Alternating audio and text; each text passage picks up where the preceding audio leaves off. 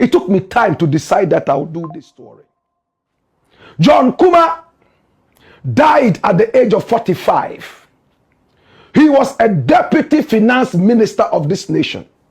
He was part of those who wrecked the economy of the nation with their carelessness when they served under the man who is a fugitive now, Ken Oforiatta. This man here called John Kumah was married to a woman by name Lillian Kumah. In fact, when they met in Obuasi, Lillian was only 19 years old. John Kumah dated Lillian for 3 months and they got married in July. In fact, the 27th of July, 2006 in Obuasi. At the time, John Kumah was not into any serious employment. He was not in any serious employment. Then after some time, he started cutting blocks, culvert style. They went through hardship. They were living in a house built of wood, tabo dying. My brother, my sister, they moved to Accra to slug it up with life. She gave birth to her first child when she was 20 years, Lillian Kumah. Poverty was so hot on their heels, but they continued to do their own thing. They got married, and then they had their first child when she was only 20. My brother, my sister, John Kumah was 7 years older than her when they got married. And oh, things were beginning to get better. It took Alan Trematin to give John Kumah his very first job as a politician, as a personal assistant. And from there, other people started to realize how brilliant this John Kumah guy was. And therefore, they started engaging him before he even became a lawyer. And then he opened up a beautiful law firm at Adabraka. And all of us got to hear about it. It was beautiful. It was called Edria Aproche. Edria Aproche Chambers. Right there. And he employed a secretary, executive secretary, a sexy woman to sit in the office and receive clients. She was called Cynthia Ejewa Ajimai. Cynthia Ejewa Ajimai. They were in there doing their business. Lillian was into ministry, doing her own things. Hey, people started telling Lillian, it looks like your husband and the secretary are an item. But she would not listen. He's a man of God. He believes in the Bible. He won't do anything. Long story cut short. John Kumah, out of wedlock, had 2 children with this woman here called Cynthia Ejewa Ajimai. John Kumah had 4 children with Lillian. 2 outside. Added to that, they became 6. And this started to give problems to Lillian. She would not understand. She would fight John Kumah. John Kumah would always deny until he finally went down on his knees and begged for forgiveness and said, you know what? I have hurt you. It is true. Those 2 children are mine. At the time, they were living in Pantine. Pantine, far away from the CBD, Central Business District of Accra. And John Kumah built a house, a beautiful house he bought for his side chick, the executive secretary at Soweto, closer to the CBD. In our country, when a man dies, they say don't speak ill about them. And that is one of the things killing us. Whilst they are alive, if they know that any dirty secrets that they have, and I use the word dirty, when they die, we will still remember that and fire. They will be careful whilst alive. Is that correct? Now, having settled this, family spoke with Lillian and begged her and told her, you know what, Lillian? He's a man. A man can make mistakes. Just take it easy. She took it easy before she realized another child is being announced from America that is John Kumah's child. Let's put that aside. Maybe that is not true. Now, when Lillian approached her husband, John Kumah, the condition for which she would forgive John Kumah for fathering 2 more children within their wedlock would be to sack Cynthia Ejewa Ajimai. And John Kumah said, Wakamate. And sacked Cynthia. Cynthia was living in Soweto with her 2 children in a house bought for her by John Kumah. Now, she realized that there were still issues, and John Kumah relocated her to London. She is presently in London as we speak. Now, listen to the interesting thing. John Kumah's secrets emerge after death. Now, listen to the interesting thing. After Cynthia was sacked, a new lady was brought, and she was called Sewa. People simply called her executive secretary. And people came to Lillian again. Hey, have you allowed him to bring another woman? And Cynthia said, oh, we have spoken about this. We have prayed about it. The Holy Spirit is working. She got some pastors to go there and pray and anoint the whole place to cast out the spirit of prostitution and side chickism. But within a year, the woman was pregnant. Hey! Say what? And gave birth. Johnny, what can you mobile or barbium? Johnny said, what are you talking about? Am I the only man? Bam! She got pregnant again and gave birth to another child. My brother, my sister. And he denied it all his life. Now the information from the grapevine is that for the last 8 years that John Kumah lived, he and Lillian never lived in the same house.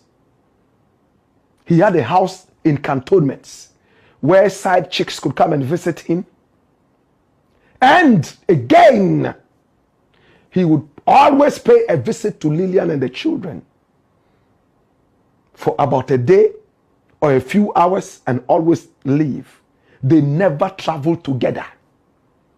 Sometimes I am told that John Kumah would say, oh, I am in Germany, or I am here, I've traveled. But he was right here in Ghana with a side chick. And information would come to Lillian.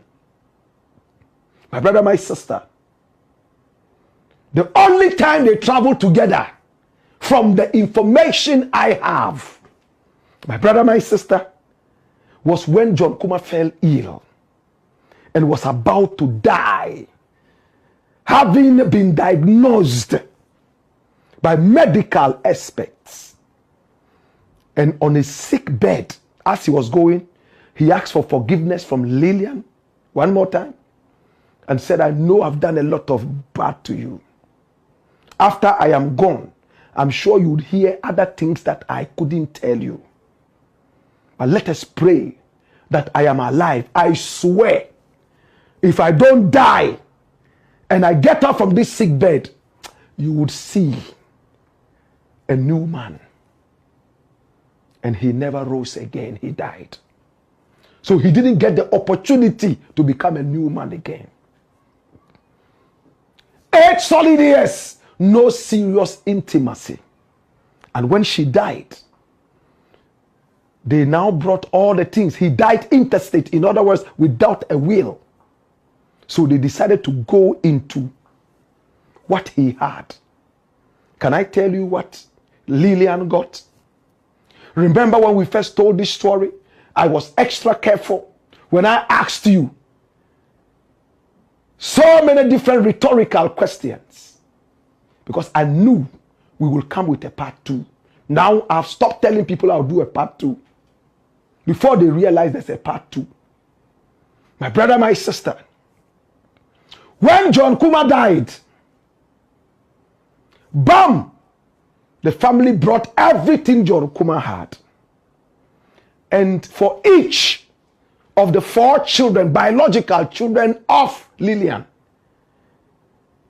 a tipper truck, a new car was given. So they had 4 trucks, tipper trucks each. One had 1. So 4 of them had 4 tipper trucks. I beg your pardon.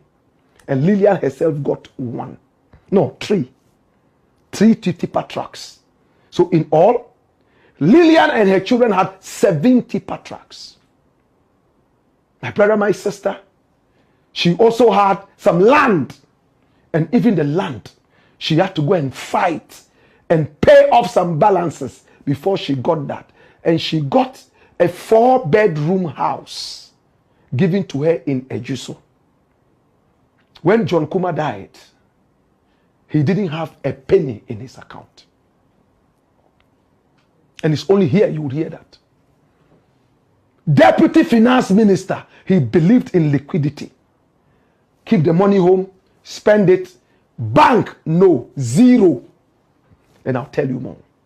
Today I decided to speak with the family of John Kumah and ask them some pertinent questions.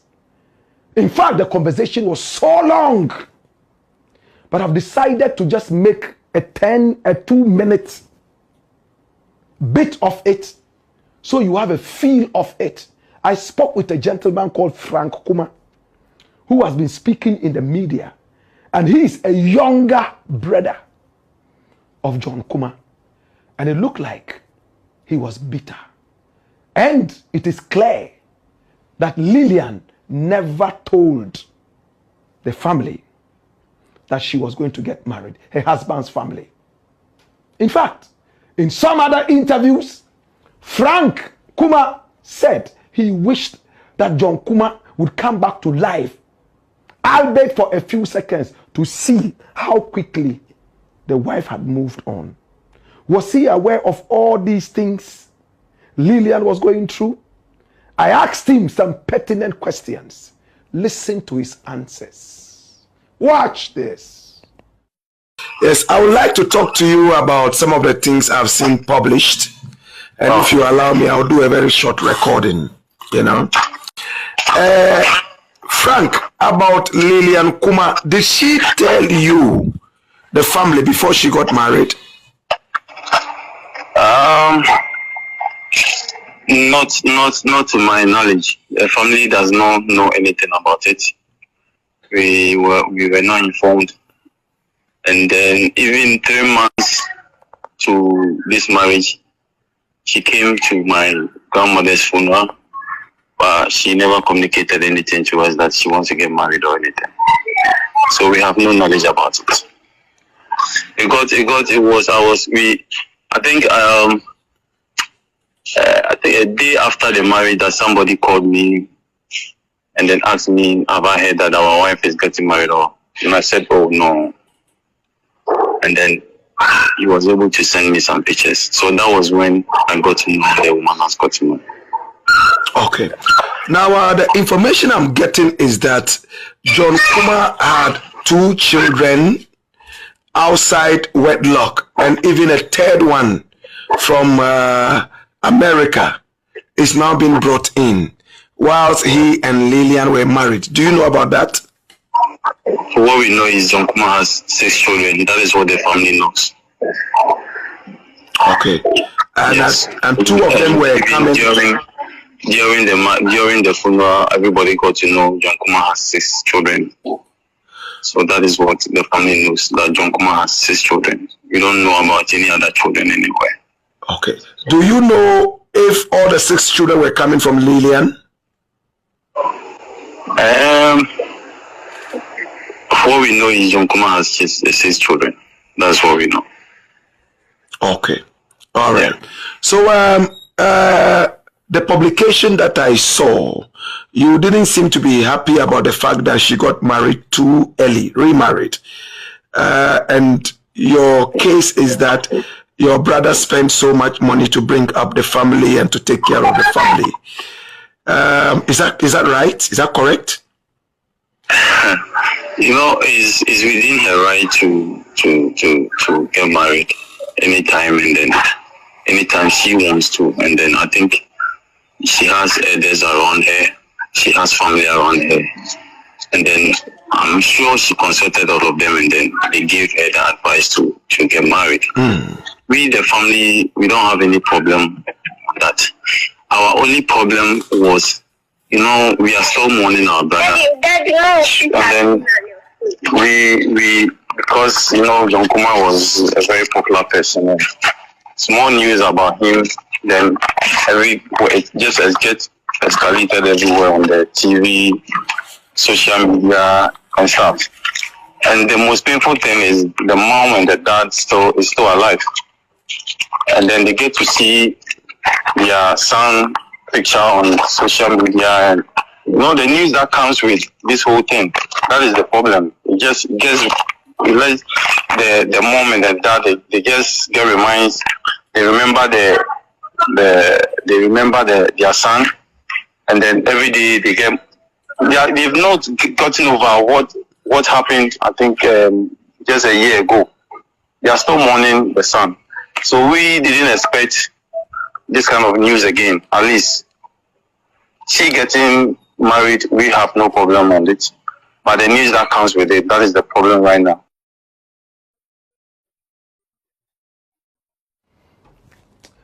So the news coming with it is the problem. It's not really the marriage. But he still goes ahead to say that we are still mourning. She should have at least waited for the mourning period to elapse. You heard me ask him, how many more years? In fact, it's a long tape. And he said, some people decide that they won't even marry at all. But for him, they are still mourning, and Lillian should have waited for the mourning period to pass.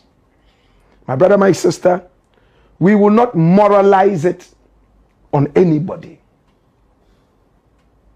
John Kumah, is it true that he fathered more children outside his wedlock that he hid from his wife?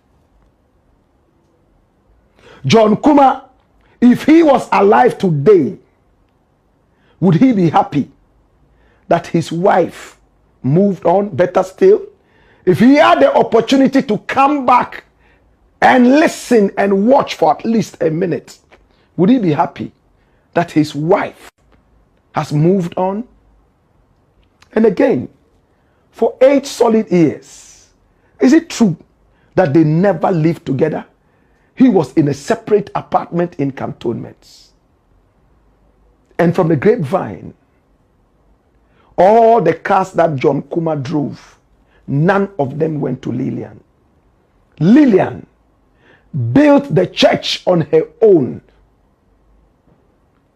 Christ's disciples of Christ International. John Kumah came in later to support. She also has the Disciples of Christ International School that is fetching her money. The two of them, husband and wife, at the beginning opened up a certain company called Majak, and they were supposed to be doing business together. It took Alan Chirematin to bring John Kumah into the fold of politics. And from that time, he blossomed because he was a brilliant guy. Did he have problems with his wife? Were they almost divorced? These issues coming up now, could it be the reason Lillian moved on quickly, telling us that she refused to be caged in pain? Do you think that this could be the reason she allegedly moved on so quickly? My brother, my sister, these are issues that have come into the public because John Kumah's family is aggrieved and talking. Therefore, we have become very interested in this. We have gone underground and we have picked up these vital pieces of information. John Kumah, how many more children did he have outside his wedlock without his wife knowing? Again, why is the family angry after all these years of supposed pain, living in a cage of pain, as she told us in her own words? Why will they be angry that she has moved on? When they started life together, John Kumah was not working at the time that they met. She was the one who was doing her own things and bringing home money. Why is Lillian seen as the opportunist? Is she the opportunist, as the family is trying to portray? Or are we getting the wrong picture?